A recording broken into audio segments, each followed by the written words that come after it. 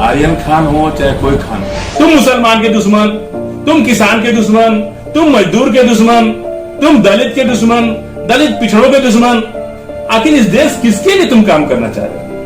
उद्योगपतियों के लिए काम करना चाह रहे हो? ओबीसी एससी एसटी के लोग आज निरोटी के लिए तरस। सरस्वती शिशु मंदिर में आरएसएस का स्कूल है, वहां वीर पढ़ाया जाता है। उसी के पढ़े हुए बच्चे आजकल एमएलए एमपी मिनिस्टर सरकार चला रहे थे, वो लोग भी वीर बोल रहे हैं। एक अंग्रेज डायरेक्टर आकर के भारत के अंदर सलम डाग मिलेनियर फिल्म बना करके भारत के गरीबों की दशा और दुर्दशा दोनों के।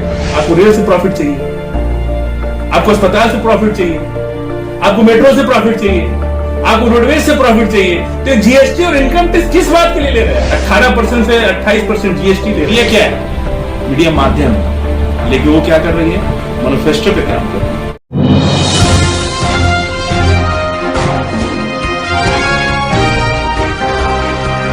नमस्कार, डीएलए न्यूज़ में आपका स्वागत है। मैं जोया आफरीन और हमारे साथ मौजूद हैं जाप नेता। आइए इनके बारे में जानेंगे। सर, आप अपना खुद से परिचय दीजिए। मेरा नाम फजील अहमद है। मैं जन अधिकार पार्टी का राष्ट्रीय महासचिव और राष्ट्रीय प्रवक्ता हूं। मैं दिल्ली में बैठता हूं और पप्पू यादव जी की पार्टी का वहां काम देखता हूं।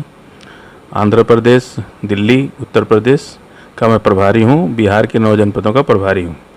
मैं कुशेश्वर स्थान जो बाई इलेक्शन हो रहा है उसमें हमारी पार्टी चुनाव लड़ रही है, उसके प्रचार के लिए मैं आज आया हूं दरभंगा। कल से चुनाव प्रचार में लगूंगा। सर, एक बात और आपसे जानने, आप दिल्ली से आए हैं, बड़े बड़े न्यूज़ चैनल में भी करते हैं, तो मैं आपसे ये जानना चाहूँगी कि वीर सावरकर या माफ़ी सावरकर? देखिए, सावरकर इस वक्त हॉट केक बने हुए हैं। वीर सावरकर, ये तो बहुत अच्छा हुआ कि राजनाथ सिंह और भारतीय जनता पार्टी ने सही समय पर सावरकर के बारे में डिबेट शुरू कर दिया। देश की जनता 125 करोड़ जनता है। ये वीर सावरकर ना सिर्फ शिशु मंदिर स्कूल जो होता है उसी में पढ़ाया जाता है, जो सरस्वती शिशु मंदिर स्कूल है। तो गांधी की हत्या कर दिया और कलेक्टर की हत्या कर दिया तो वीर हो गए। महात्मा गांधी ने पूरी दुनिया को एजिटेशन आंदोलन, साउथ अफ्रीका के अंदर नस्ल भेद के खिलाफ एक आंदोलन चलाया और कहा कि हम अपनी बात को शांति से भी कह सकते हैं। अब हम लोग ये आंदोलन चलाते हैं, पुलिस क्या चाहती है? हम आंदोलन में उग्र हो जाए। उग्र होंगे तो लाठी चलेगी, गोली चलेगी, लोग मारे जाएंगे, आप मुख्य बिंदु से भटक जाएंगे और पुलिस आपको अरेस्ट करेगी, जेल में डाल देगी। जिस बात के लिए आप आंदोलन कर रहे थे वो तो दब गया, वो तो मामला खत्म हो गया। आंदोलनकारी जेल में, उनके परिवार के लोग कचहरी के चक्कर लगा रहे। ऐसे नहीं दुनिया में महात्मा गांधी फेमस हुए।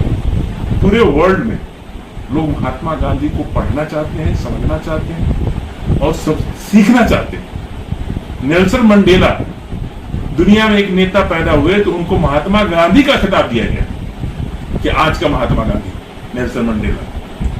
पूरे वर्ल्ड में महात्मा की थ्योरी को पढ़ाई जाती है कि महात्मा ने देश को आजाद किया।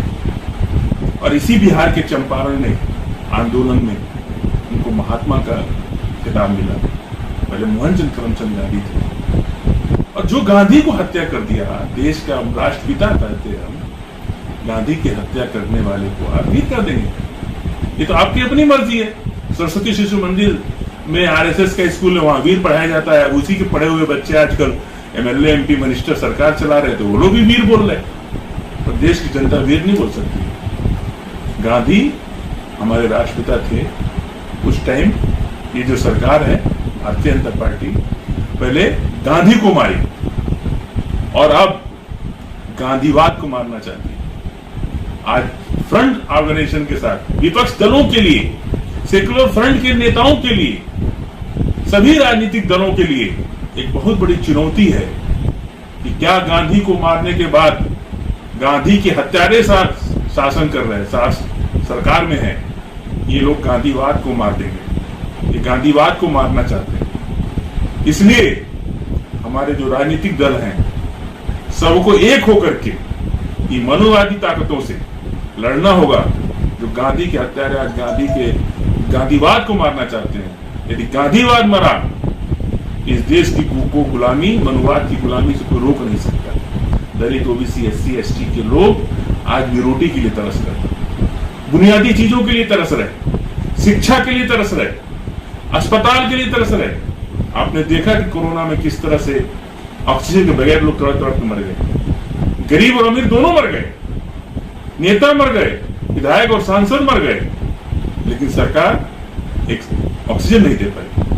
इसलिए सावरकर, और सबसे बड़ी बात मैं खुल के कहना चाहता हूं कांग्रेस पार्टी के लिए, जब देश आजाद हुआ तो जिस तरह का भले अदालत ने सावरकर को बरी कर दिया, लेकिन गुलजारीलाल नंदा द्वारा कपूर कमीशन की रिपोर्ट में साफ साफ कहा गया है कि हम सावरकर को गांधी की हत्या से अलग नहीं कर सकते।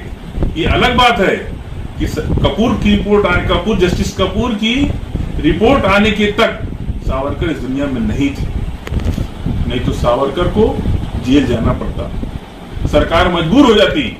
और ये वीर कहते हैं जो गांधी को मारते, जिसने अहिंसा छोड़ करके हिंसा छोड़ करके अहिंसा का रास्ता अख्तियार किया, जिसने कभी किसी को, जो ईश्वर अल्लाह तेरो नाम सबको दे सन्मत भगवान ये बोला हो, जो कपड़ा उतार करके घूमता हो, जिसने अपने त्याग कर दिया, इच्छाओं का त्याग कर दिया, अपने फैशन का त्याग कर दिया, जीवन आम आदमी गरीबों की तरह रहना, गरीबों की तरह सोचना, गरीबों की तरह वर्क करना, ऐसे इंसान जिसको देश सलाम करती है, उसे मारने वाले को आप वीर कह सकते हैं? कैसे वीर हो सकता है वो? गांधी को मार आम आदमी नहीं थे।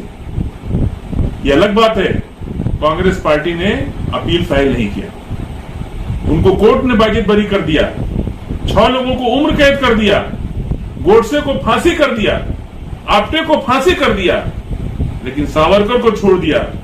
ये बात देश के लोगों को हजम नहीं हुई, इसलिए गुलजारीलाल नंदा ने जस्टिस कपूर के नेतृत्व में एक कमीशन बना करके ये देश के सामने बताने के काम किया कि सावरकर दोषी है या नहीं है। यदि कांग्रेस चाहिए होती तो अपील करना चाहिए था उसे हाईकोर्ट में, और सावरकर को सजा दिला के छोड़ना चाहिए था। और कपूर की रिपोर्ट बना के बाद जब तक जस्टिस कपूर की रिपोर्ट आई तब तक सावरकर इस दुनिया से जा चुके थे, इसलिए ये राज दफन हो गया। सवाल और है सर आपसे, ये मुंबई में ये शाहरुख खान के बेटे आर्यन खान ड्रग्स मामले को लेकर आप क्या देखते हैं, कैसे आपका क्या कहना है? देखिए, ये एनसीबी एक्ट है, आर्यन खान हो चाहे कोई खान हो, किसी के लिए अलग नहीं। हजारों लोग रोज इस देश में एनसीबी एक्ट में बंद होते हैं, चरस, गांजा, अफीम, और हिरन की सींग का चने बराबर दाना भी आपके पास मिल गया तो वो भी एनसीबी एक्ट में आता है। ये एक्ट ही ऐसा है, इसमें लोअर कोर्ट से बेल नहीं होती, सेशन कोर्ट से भी बेल नहीं होती, हाई कोर्ट से हो जाती है, और उसके साथ 10 लोग और बंद हैं। अभी तो साबित नहीं हुआ कि आर्यन खान का दोष कितना है, अभी तो केस चलेगा। लेकिन जिस तरह से भारत की मीडिया ने, गोदी मीडिया ने आर्यन खान को दोषी सजा तक भी कर दिया, 1 साल की सजा हो जाएगी, 2 साल की सजा हो जाएगी, इसमें 1 साल 2 साल से नहीं होता है। ये बेल मिल सकती है कोर्ट से, लेकिन जनरली चलन में है कि सेशन कोर्ट तक से बेल नहीं मिलती, हाई कोर्ट से मिलती। तो आर्यन खान को भी जब भी मिलेगी तो हाई कोर्ट से ही बेल मिलेगी, अभी तो प्रोसेस में है। लेकिन हर रोज मीडिया जिस तरह से आर्यन खान, क्योंकि शाहरुख खान का बेटा है, लोगों को गढ़ता है कि किंग खान, आमिर खान, शाहरुख खान, ये खान, वो खान, इनको ऐसा लगता है कि ये 3 आदमी किसी सरकार के द्वारा नॉमिनेट तो नहीं है, ये किंग खान बने, अपनी मेहनत से बने, अपने काम से बने। इस देश का हिंदू, मुसलमान, सिख, ईसाई सभी सर्व समाज के लोग उनको पसंद करते हैं, उनको देखते हैं, उनसे इंटरटेन करते हैं। तो इनको पेट में दर्द होता है मनवादियों को कि कैसे मुसलमान फिल्म इंडस्ट्री में क्यों इतना आगे है। ये जनरल बात बता रहा हूं आपको, ये बात आर्यन खान के और ड्रग्स की बात नहीं है। ये मुंबई में जो जितने ये आरएसएस संघी लोग हैं, इनका हर जगह हस्तक्षेप है। अब इनके दिमाग में ये बात है कि ये खान लोग ही कितना लोकप्रिय क्यों है, इनकी फिल्में इतनी क्यों चल रही है। डायरेक्टर्स उनको पूछते हैं, सारे प्रोड्यूसर्स उनको पूछते हैं, हर जगह उनकी मान होती है। तो मैं कितना डिबेट हुआ फिल्म इंडस्ट्री में मेरे साथ, बहुत से फिल्मी लोगों का, वो लोग चिढ़ के बात करते हैं। आमिर खान को किसी ने बनाया नहीं, राष्ट्रपति, प्रधानमंत्री, गवर्नर ने नहीं दिया लेटर कि आप आमिर खान बन गए। आमिर खान बनाया अपनी मेहनत से, अपने टैलेंट से। वो टैलेंट किसी के अंदर भी हो सकता है। अक्षय कुमार भी है, उनको भी लोग पसंद करते हैं। हम तो नहीं बोलते कि अक्षय कुमार हिंदू है तो क्यों हो रहा है, वो मुसलमान। यहाँ पे इन लोगों ने हिंदू मुसलमान में इसको कला को भी बांट दिया है। कला तो गॉड गिफ्टेड होती है, माँ के पेट से आती है। आमिर खान बना है, लोगों ने पसंद किया है, मुसलमान ने नहीं, पूरे देश के सभी समाज के लोगों ने। फिल्में इंतजार करते हैं लोग कि फिल्में आ रही हैं। सलमान खान चलो फिर भी डायरेक्टर का बेटा था। शाहरुख खान तो बहुत नीचे से गया है, बहुत गरीब परिवार से निकल करके वहां तक पहुंचा। तो शाहरुख खान कैसे फिल्म उसकी आ रही है, ये लोग बहुत षड्यंत्र करते हैं। मुंबई की भी एक पॉलिटिक्स है, फिल्मों की भी। उस पॉलिटिक्स में भी ये लोग उनको कुछ बिगाड़ नहीं पाते हैं, क्योंकि पूरे देश की जनता उनको पसंद करती है, उनके एक्ट को पसंद करती है, उनके काम को पसंद करती है। अब ड्रग्स के मामले में क्या हुआ नहीं हुआ, मैं उस पर बात नहीं करूंगा, वो अदालती प्रक्रिया है। लेकिन हम ये जानना चाहते हैं कि इस एक हफ्ते के अंदर पूरे देश में एक आर्यन खान ही ड्रग्स में पकड़ा गया, और कोई नहीं पकड़ा गया क्या देश में? ये दो मीडिया क्या है, मीडिया माध्यम है, लेकिन वो क्या कर रही है, मैनिफेस्टो पे काम कर रही है। ये सब कुछ नहीं है। अदालत इनके मीडिया ट्रायल से नहीं चलती, अदालत सबूत और गवाह के आधार पर चलती है। अभी देश में अदालतों पर से भरोसा नहीं उठा है पब्लिक का। अभी हम भरोसा करते हैं अदालत पर। अदालत से आज हिंदुस्तान के अंदर, भारत के अंदर मुसलमान, दलित, पिछड़ा जाति के लोग आज बचे हुए हैं। अभी अदालत इनके हाथ में नहीं गई है। अदालत अभी निष्पक्ष है देश की। अदालत टीवी और मीडिया से नहीं चलती है, अदालत सबूत और गवाह के आधार पर चलती है। ये नॉर्मल में है कि आर्यन को अभी तक बेल नहीं मिली, किसी को भी नहीं मिलती है। पूरे देश में लोअर कोर्ट से या सेशन कोर्ट से बेल हो सकता है, लेकिन होता नहीं, किसी को भी नहीं होता। इस केस में जो भी गया, महीना 2 महीना रहते ही है, उसका बेल हाईकोर्ट से होता है। और हमें उम्मीद है कि हाईकोर्ट में जब ये लोग जाएंगे तो बेल हो जाएगा। लेकिन एक बच्चे पर आप, शाहरुख खान से आपको तकलीफ है, एलर्जी है, दुश्मनी है, आप कर लो, उसका लगा दो चौराहे पर फांसी। लेकिन उससे बच्चे से क्या दुश्मनी है भाई? ठीक, उसने ड्रग्स लिया नहीं लिया, ये तो कोर्ट तय करेगी ना। कि किसी के कह देने से फलाना चैनल बोल देगा कि आर्यन ने ड्रग्स लिया, वो बोल दिया कि ड्रग्स लिया, तो वो थोड़ी हो जाता है। ये अदालत तय करेगी कि ड्रग्स लिया नहीं लिया, दोषी है नहीं है। उसके बाद लेकिन आज ये लोग क्या कर रहे हैं, मीडिया के गवर्न हो रही है। इतना ईर्ष्या, इतना जलन, इतना आप शाहरुख खान ये कर देंगे, वो कर देंगे।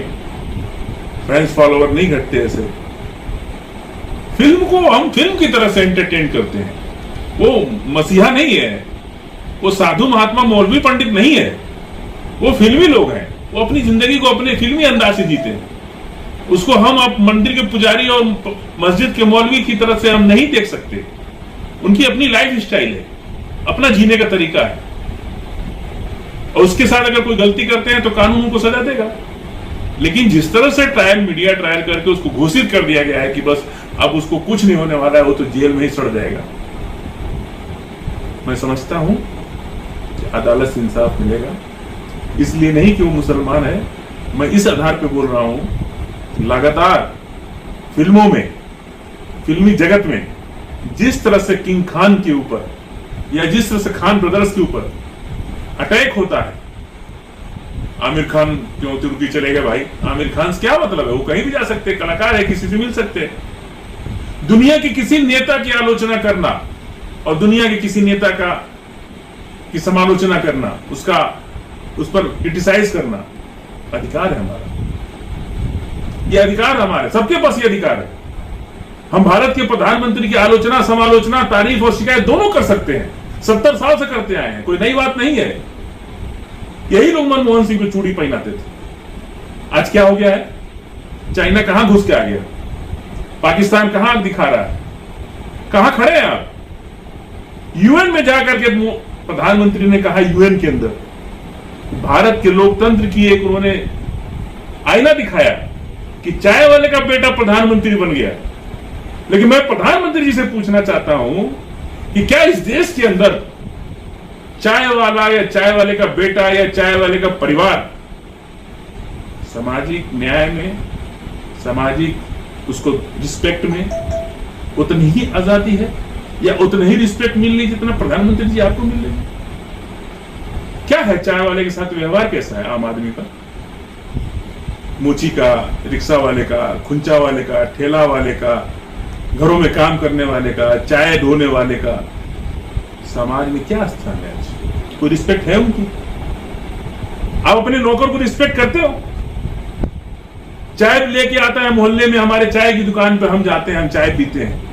प्रधानमंत्री एश्योर करेंगे कि उस चाय वाले के परिवार के साथ और चाय वाले के साथ और चाय वाले के बच्चे के साथ किसी तरह का अपमानजनक कोई काम नहीं होगा? पुलिस वाले तो चाय पी के पैसा भी नहीं देते। बहुत से नेता लोग पैसा नहीं देते, गालियां देते हैं लोग। इलाके का जो बड़ा माफिया है, बड़े बाप का बेटा है, वो क्या करता है चाय वाले के साथ? पुलिस वाला हफ्ता वसूलता है। चाय वाला, खुंचा वाला, ठेला वाला, रिक्शा वाला, पालिश करने वाला, गरीब आदमी, मजदूर तबके का आदमी, उसको समाज में रिस्पेक्ट है, इज्जत है? पूरी दुनिया को बताएंगे प्रधानमंत्री जी कि हम अपने देश में ऐसा माहौल बना के आए हैं कि एक चाय वाला प्रधानमंत्री बन सकता है, लेकिन दूसरा चाय वाला जो प्रधानमंत्री नहीं बना, उसको अपने मोहल्ले में, इस समाज में रिस्पेक्ट है? उसकी सुनवाई थाना में होती है, उसकी सुनवाई अस्पताल में होती है, उसकी सुनवाई कहीं होती है? यदि नहीं तो प्रधानमंत्री जी आप जाकर के पूरी दुनिया के सामने झूठ बोल रहे। दुनिया पागल नहीं है। एक अंग्रेज डायरेक्टर आकर के भारत के अंदर सलम डाग मिलेनियर फिल्म बना करके भारत के गरीबों की दशा और दुर्दशा दोनों दिखा दिया। सलम डाग मिलेनियर आपको याद होगा, फिल्म बना करके भारत के झुग्गियों में रहने वाले, भारत के गरीब, झुग्गी में कौन रहता है? चाय वाला में रहता है, खुंचा वाला, रिक्शा वाला, ठेला वाला, टेम्पो वाला, ड्राइवर, यही लोग झुग्गी में रहते हैं। उस झुग्गी की कहानी को पूरी दुनिया के सामने सलम डाग मिलेनियर बना करके भारत को नंगा कर दिया उसने। और प्रधानमंत्री जाकर के यूएन में भाषण दे रहे तो दुनिया पर विश्वास करेगी? दुनिया विश्वास करेगी आपके ऊपर? आपको बोलना था कि हमारे देश में वो थाने में रंग भेद नहीं, जाति भेद नहीं, गरीबी का भेद नहीं।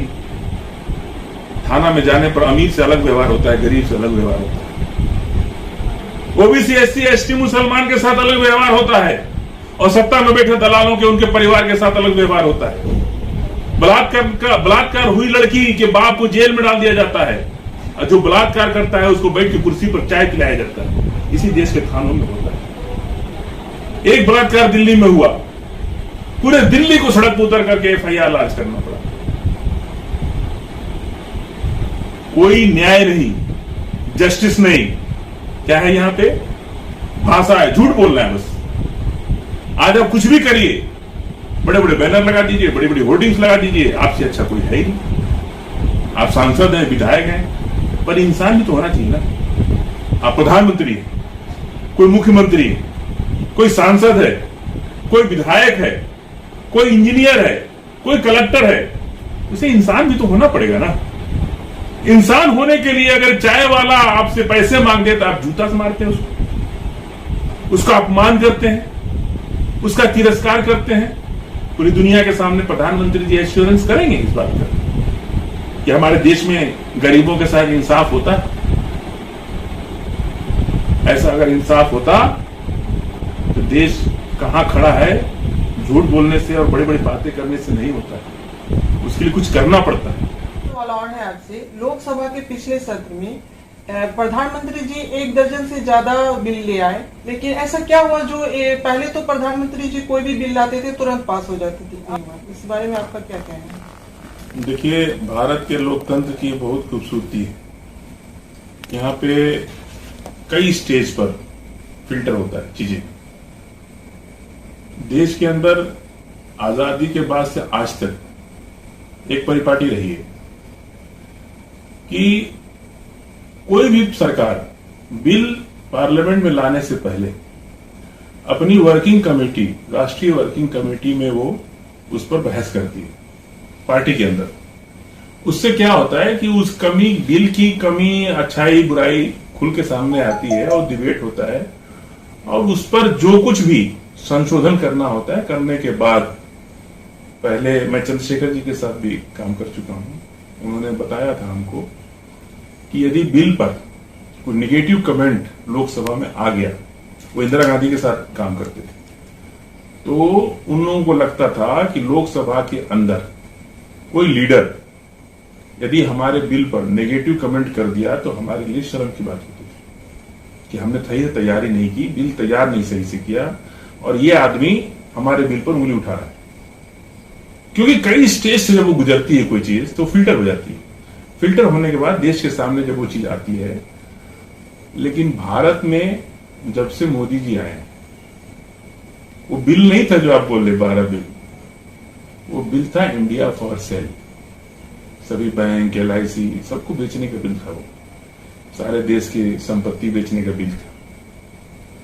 शिवसेना जब तक नहीं चाहेगी तब तक कोई बिल पास नहीं। अंकों का खेल है, उसमें शिवसेना ने CA NRC में इनका साथ दिया था, अखिलेश यादव ने साथ दिया था, मायावती ने साथ दिया था, और RJD ने भी कहीं ना कहीं साथ दिया था। इसलिए ये लोग बिल पास कर ले रहे थे। जब मुसलमानों के खिलाफ कोई बिल आता है तो सभी सेकुलर फोर्सेस अपना मुंह छिपा लेते हैं, फ्रंट पे खुल के मुसलमान के फेवर में नहीं बोलते। यही दुख है आज देश के मुसलमानों का कि हम 70 साल से सेकुलर पार्टियों पर भरोसा करते आए, और जब CA NRC जैसा बिल पास होने लगा तो जिन पर हम भरोसा किए वो लोग अपना मुंह छिपाने लगे। मुंह छिपाने का मतलब इस सरकार के समर्थन में चाहे वो वॉकआउट कर दें या बिल पर वोट कर दें, लेकिन मजबूती से लड़े नहीं पार्लियामेंट में। कांग्रेस पार्टी शिवसेना का गठबंधन था, CA NRC में कांग्रेस पार्टी खिलाफ बात कर रही थी क्योंकि उसे मुसलमान को वोट चाहिए, लेकिन शिवसेना को चाहती तो कांग्रेस पार्टी रोक लेती। बिल पास नहीं होता, लाखों लाख महिलाएं, बहनें, हमारी औरतें, आदमी सड़कों पर महीनों बैठे रहे। देश में अफरा तफरी का माहौल मच गया।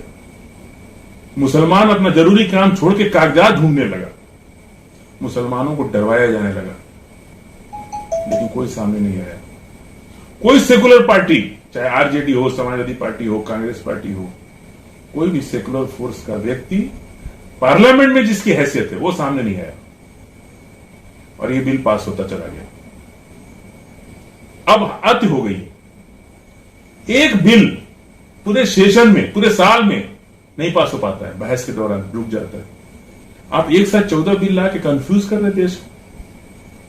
किसान बिल का क्या था, वोटिंग हुई उस पर, मेज थपथपा के बिल पास कर दिया गया।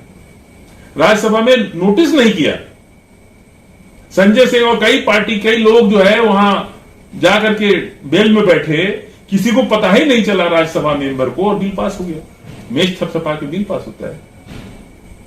पोटा और मोटा जैसा कानून पे देश में कई दिन बहस चली।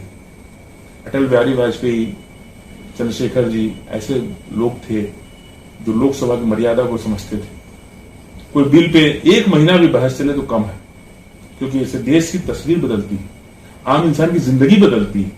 अगर बिल में कोई गलती हो गई तो देश बिक जाएगा, देश लूट जाएगा, जनता सड़क पे आ जाएगी, भिखारी हो जाएगी जनता। इसलिए कोई भी काम करो सोच समझ के करना है। एक बिल लाने में इन नेताओं के पसीने आते थे, महीनों बहस चलती थी, और 13 दिन के लोकसभा के सेशन में, जिसमें छुट्टियां भी हैं, आप 13 बिल ला दिए। विपक्ष तो बहस करना चाहता है। विपक्ष ने कितने दिन आप बेवकूफ बनाएंगे किसी को? मोदी जी कितने दिन बेवकूफ बनाएंगे? जो इनके साथ बैठते थे आज उनके चेहरे भी सामने आने लगे।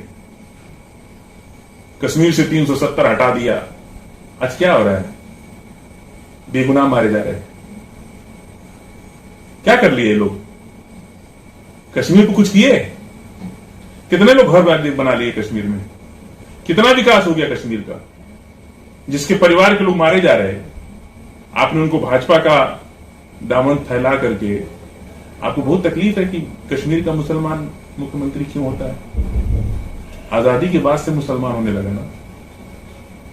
अरे भाजपा की वजह से, आपकी गंदी सोच की वजह से उत्तर प्रदेश बिहार का मुसलमान मुख्यमंत्री नहीं हो सकता, तो कश्मीर का हिंदू नहीं हो सकता। ये तो राजा हरि सिंह थे ना, कश्मीर के राजा हरि सिंह थे, अवाम मुसलमान, और राजा हरि सिंह वहां के राजा थे। वो हिंदू नहीं थे क्या? ये बार बार कहते हैं कि कश्मीर में हिंदू मुख्यमंत्री क्यों नहीं बन सकता। अरे बनेगा, बिल्कुल बनना चाहिए। राजा हरि सिंह तो सदियों से वहां के राजा रहे और आवाम खुश थी उनके साथ। आवाम मुसलमान, राजा हिंदू, फिर भी आवाम खुश थी। 70 के बाद आप लोगों ने क्या कर दिया? ऐसा माहौल बना रहे। उत्तर प्रदेश में मुसलमान मुख्यमंत्री होगा ये नहीं पूछते एक बार भी। बिहार के अंदर मुसलमान मुख्यमंत्री होगा ये एक बार नहीं पूछते हैं। इनके पेट में दर्द है कि कश्मीर में मुसलमान मुख्यमंत्री क्यों होता है। इस पूरे देश में एक भी मुसलमान मुख्यमंत्री आपको बर्दाश्त नहीं है। आप उस बात के लिए कश्मीरियों का खून बहा रहे हो। इंटरनेट सेवा बंद थी कई साल तक, दुकानें लॉकडाउन की तरह आपने बना के रखा है वहां के। कश्मीर इस देश का हिस्सा है, कश्मीरी हमारे हैं। भारत का मुसलमान चुभता है इनको, और दुबई का मुसलमान इनको अच्छा लगता है, अरब का मुसलमान इनको अच्छा लगता है। जो अपना मुसलमान है, जो हमारा अपने देश का मुसलमान, इनको चुभता है, पेट में दर्द होता है इनको कि कश्मीर में मुख्यमंत्री मुसलमान क्यों होता है। वोट से होता है ना भाई, जनता उनको वोट देती है ना। आप प्रधानमंत्री बने हैं, वोट से बने हैं ना। तो हमारे पेट में दर्द है कि आप क्यों प्रधानमंत्री बने हैं। आपके पेट में दर्द है कि क्यों वहां मुसलमान मुख्यमंत्री बनता है। आज वहां जिस तरह से आतंकवाद का कोई धर्म नहीं होता, मैं घोर निंदा करता हूं। ये गांधी का देश है, यहां अहिंसा से बातें होंगी। हिंसा जो करेगा वो इस देश का दुश्मन है। चाहे वो मारा जाए हिंदू, चाहे मारा जाए मुसलमान, वो मेरा अपना भाई है, इस देश का वासी है, हमारे देश का नागरिक है। वो खून भारत का है। जो खून चाहे कश्मीर में गिरे, चाहे बिहार में गिरे, चाहे हरियाणा में गिरे, चाहे उत्तर प्रदेश में गिरे, वो खून भारत का है। हम उस खून को बचाने की बात कर रहे हैं। प्रधानमंत्री जी अपनी राजनीति की बात कर रहे हैं, भारतीय जनता पार्टी के लोग अपनी राजनीति की बात कर रहे हैं। हम उस खून को बचाने की बात कर रहे हैं जो भारत में पैदा हुआ है। 21वीं शताब्दी में है।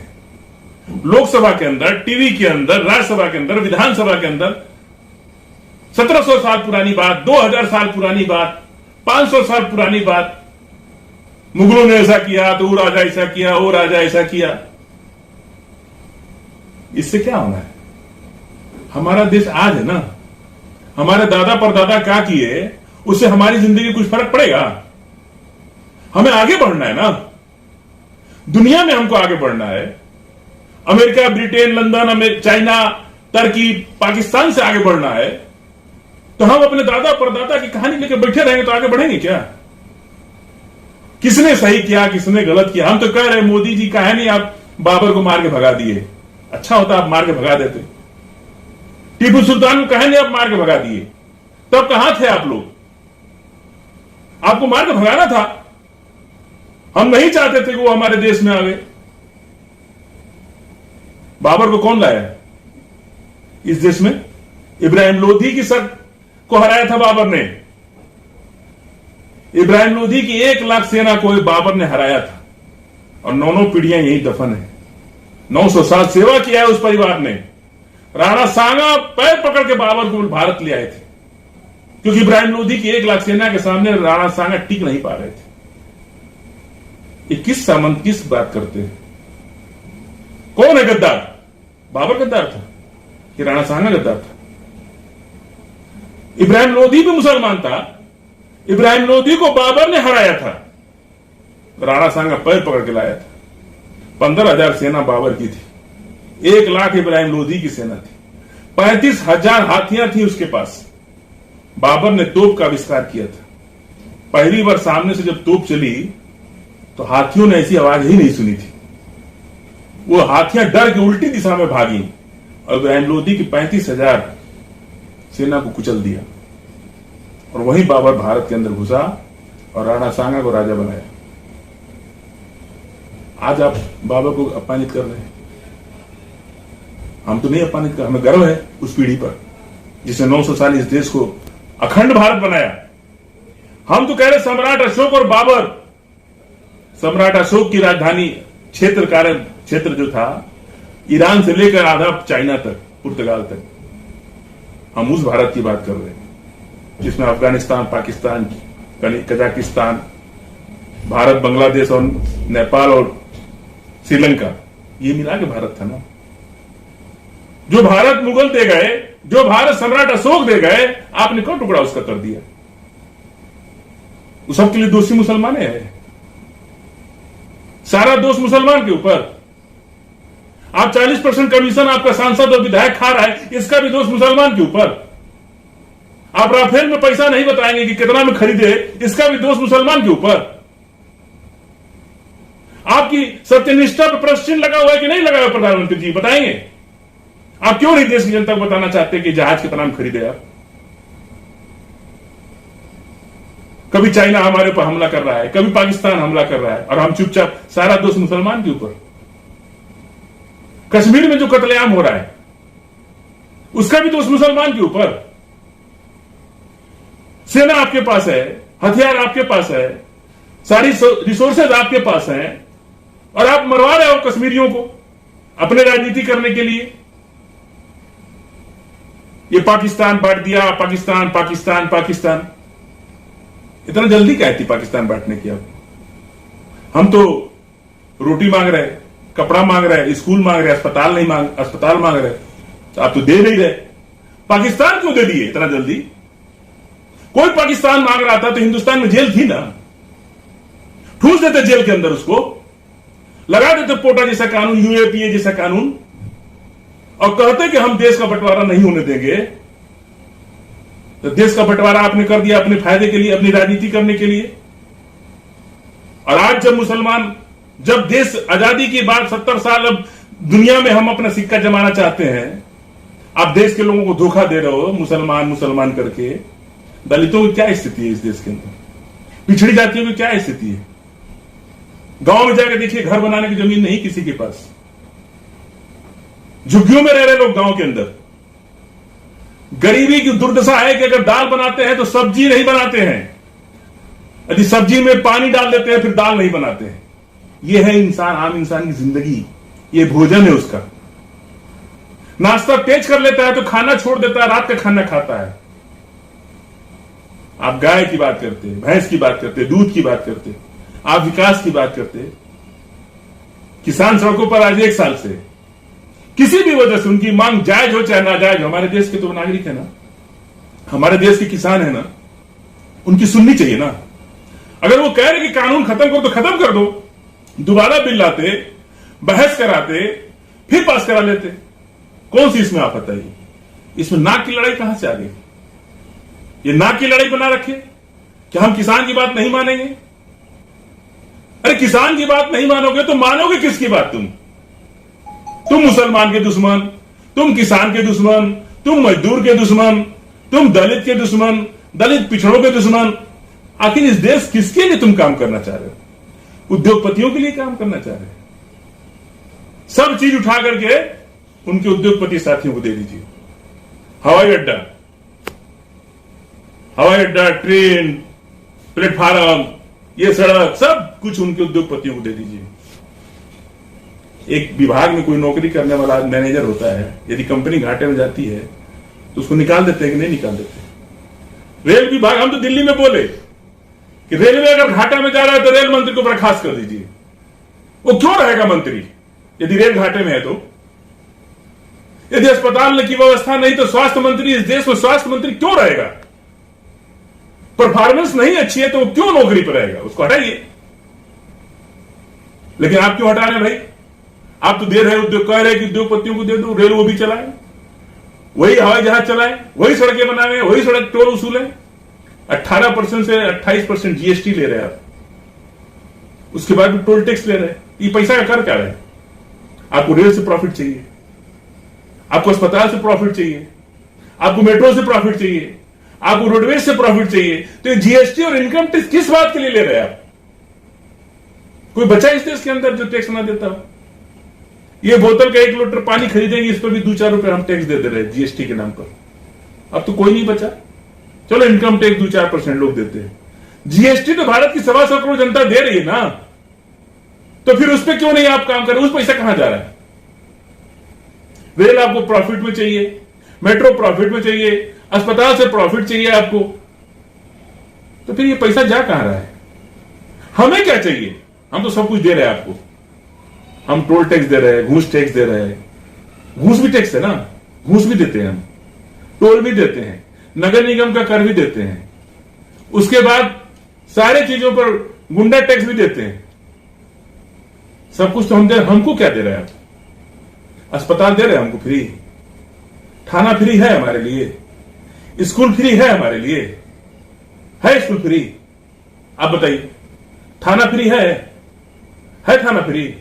आप जाएंगे तो आपका एफआईआर बिना पैसा के हो जाएगा। अस्पताल फ्री है, सरकारी अस्पताल में भी जाइएगा तो बिना पैसा के आपका इलाज हो जाएगा, है फ्री।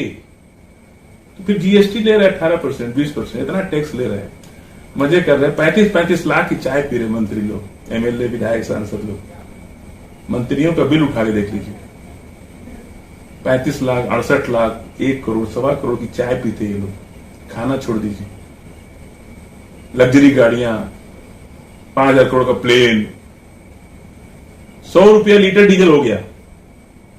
हाईवे पे पैसा आप बर्बाद कर रहे हैं, हाईवे बना रहे बड़ा बड़ा। हमारे पैसा है कि हम हाईवे में गाड़ी लेके जाएं? हमको तो 20 ठूस के जाना है, जनेरा के दाना की जैसा ट्रेन के डिब्बा में। तो हाईवे बनाने से हमको कुछ फायदा हुआ? पब्लिक को, उद्योगपतियों को फायदा है कि उनका माल ढोने में आसानी होगी। 100 रुपया लीटर डीजल है, हम चाह रहे कि बाई रोड हम चले जाए दिल्ली, तो चले जाएंगे, है हमारी हैसियत। 20 रुपये का डीजल भरा लेंगे हम, 2000 में हम पहुंच जाएंगे ट्रेन से। तो कह लिए हाईवे पे पैसा इतना बर्बाद कर रहे हैं? ट्रेन बढ़ाओ ना, रेलवे लाइन बढ़ाओ। आपको क्या जरूरत है ये एक्सेस खर्च करने का? इसलिए सारी बातें हैं। बहुत बहुत धन्यवाद डीएलए न्यूज से जुड़ने के लिए।